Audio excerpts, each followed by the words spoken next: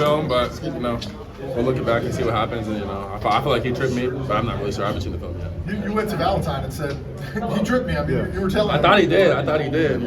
It's a basketball. I'm not sure if it was a basketball player or not. I haven't really seen the video, but I'll see it. What happens when you say this team, you just played some of your best basketball? Today? Yeah.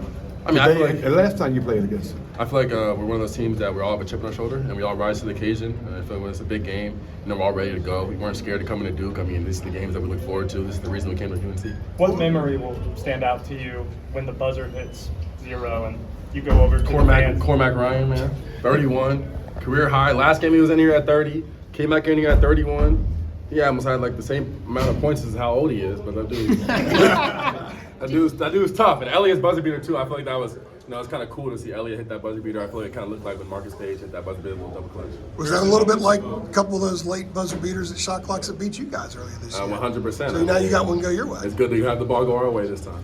Harrison, how much of a tone setter were the first two Cormac threes? He shot them both from the same spot, back-to-back plays. How much of a tone setter? I feel like it's just the confidence that he has. It's been up and down season for all of us. That's basketball. You have good games, bad games, good shoot nights, bad shoot nights. But he's one of the most confident guys I've ever met in my life. And whether he's shooting bad or not, he's gonna let it fly. You didn't get hit with any water or ice, did you?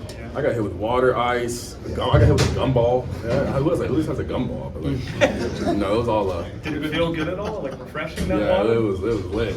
We were talking crazy. It was fun. Harrison, they cut it to 43-42 with Jeremy hit that three, and the place was about as loud as it was all night. Hubert said that he was pretty ticked off and kind of reasserted y'all's assertiveness essentially after that. You went on a 9-1 run. Right.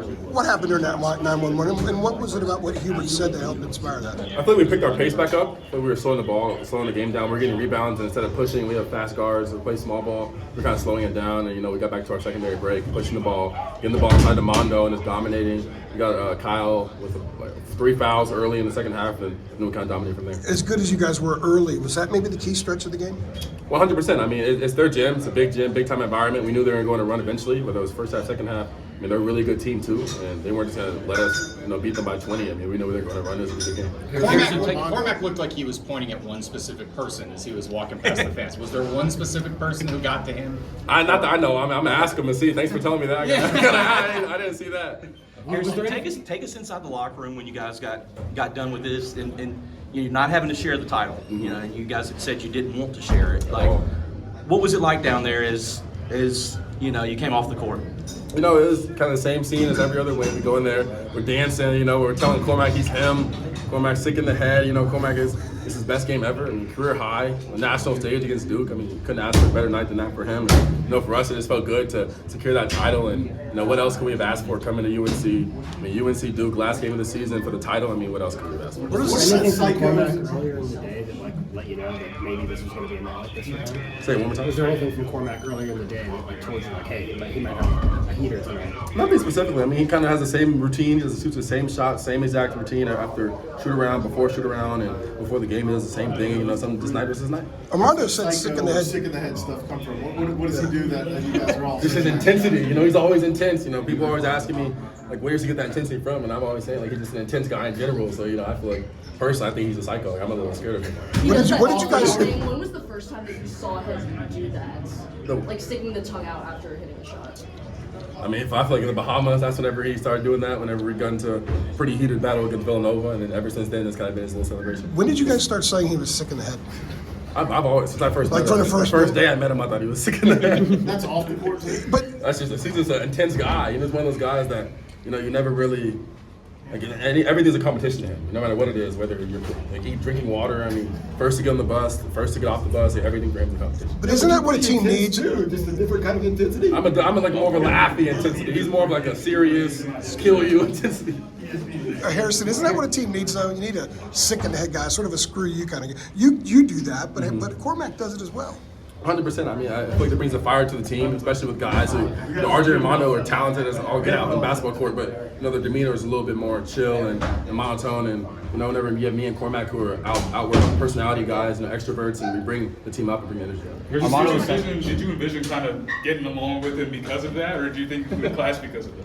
I mean, I didn't know him coming in, so I have no idea what it was going to be. But you know, I love it. I mean, I love personalities. I love everyone's personality. I mean, whether you're intense or not, whether you're chill or not, whether you're quiet or talkative, I feel like I can get along with everybody. Armando talked about how this is the first year where Armando was saying how this is the first year Hubert Davis has had a team that really matches his personality.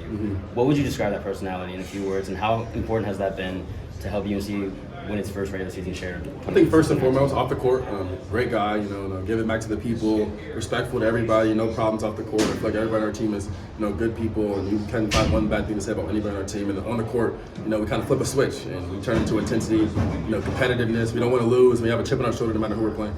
This is everyone's title, obviously, but for RJ and Armando, who have been through the ups and the downs here and experienced a ton, for you personally, what does it mean to be able to help them win this and sort of, you know, get UNC back up to the top of the ACC for those guys? I mean, it means the world to me. You know, whenever I was in the portal and they were recruiting me too, they helped the coaches reaching out to me, saying the picture that they had and how they just wanted to win, and they didn't really care about points, stats, or whatever you want to call it. But they just want to win, and you know, RJ's having a great year, player of the year in my opinion. It should be y'all's opinions, but in my opinion, he's player of the year. And, Our votes are due tomorrow, by the way. Give it to him, plees. Okay. We'll see what we can do. What is the Virginia? Whoa, he's still going. Yeah, also let me finish. And Armando, you know him. You know he's a great player. He's a great guy off the court. You know, smart dude, businessman, and you know for him to get this win, you know they were telling us how big of a game this is going to be and how lit it was going to be, and you know everyone's ready to go. Any moments from Hubert standing out this season in terms of just his overall intensity?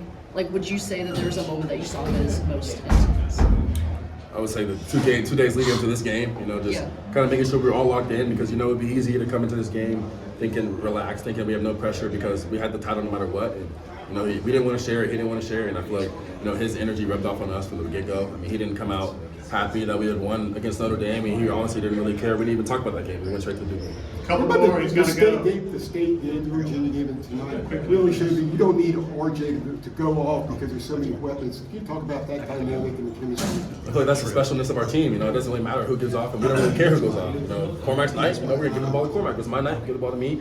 RJ's night, give the ball to RJ. Armando's night, give the ball to Armando. And I feel like that's what makes us dangerous and what's made us a really good team is our chemistry, and no one really cares who gets a shot. Harrison, it looked like after this. It looked like Filipowski tripping to me. What did it look like to you? And did I haven't you think, seen it yet. Okay. Did you think that was a dirty play? I mean, on the court, I did. I definitely was a little upset, but I don't want to say anything too soon until I see what happens. What did Teddy say to you? Last one. Yeah, what did Teddy say to you when you You went to the ref. Who's Teddy? Teddy Valentine, Oh, the that's the ref. official, yeah. Okay. Yeah, You were doing he this. was just like he didn't see it. Okay. And I was like, what do you mean you didn't see it? Like, were you watching the game? And he was like, no. Thank you, Harrison. Thank you, brother.